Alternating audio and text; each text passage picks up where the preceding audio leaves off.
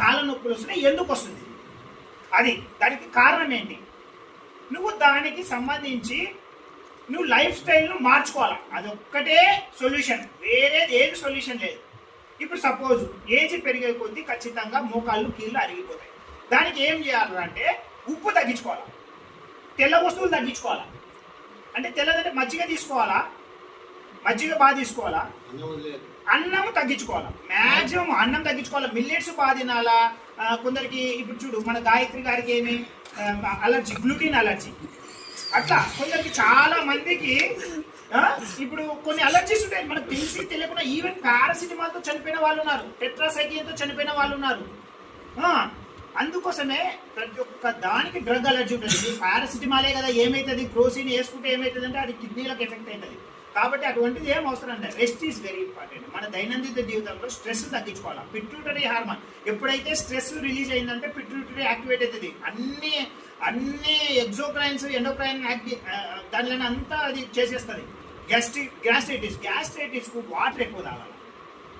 తర్వాత H pylori అనే bacteria ఉంటుంది, దాన్ని నాశనం చేయడానికి మనం లాక్టిక్ యాసిడ్ బ్యాసిల్లాను నెలకు ఒకసారి ఏజ్డ్ వాళ్ళు 50 సంవత్సరాలు దాటిన వాళ్ళు శాచెట్స్ ఉంటాయి, ఎంత ₹2-3 దొరుకుతాయి మార్కెట్లో. అది ఒకటి మజ్జిగలో కలుపుకొని 1 గంట తర్వాత తాగినారు అనుకో, సూపర్. పొద్దున లూజ్ మోషన్ ఉంటుంది.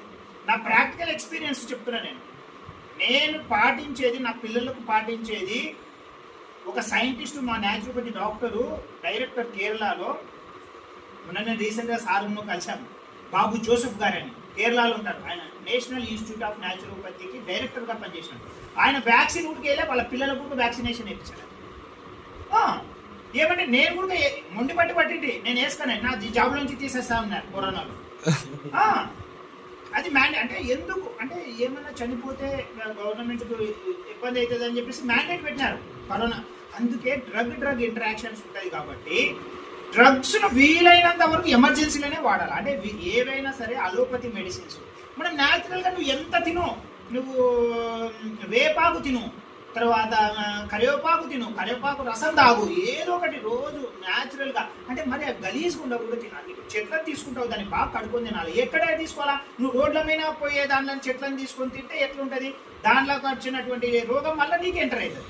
ఎవడన్నా బస్సులో నుంచి నువ్వు ఉమ్మిచ్చింటాడు, ఆ ఉమ్మించిన వానికి టీబీ, ట్యూబర్కులోసిస్ ఏదో బ్యాక్టీరియా ఉంటుంది. అవి ఆకులు తిన్నామంటే ఏమవుతుంది? Same disease will repeat. కాబట్టి ఫ్రెష్గా ఇప్పుడు మన ఇదంతా ఎన్విరాన్మెంట్ ఉంది ఇక్కడ, ఏం మంచి ఎన్విరాన్మెంట్ అక్కడ తీసుకొని మీరు రోజు 2 వేపాకు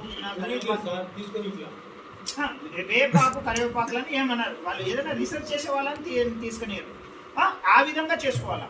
మీకు ఏదైనా పర్సనల్గా కానీ ఏదైనా ఒబేసిటీ ప్రాబ్లం కానీ, sir only food only the medicine, మీరు ఎక్కువ ప్రోటీన్ తీసుకోకూడదు. నమస్తే మేడం, నమస్తే ప్రియాంక మేడం గురికి వచ్చారు. ధన్యవాదాలు మేడం, థ్యాంక్ యూ మేడం, ఈ అవకాశం ఇచ్చినందుకు.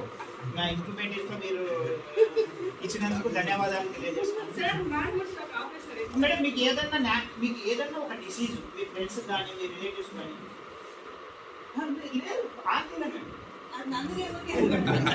అది పట్టుకొని చేస్తే బాగా సాటిస్ఫాక్షన్.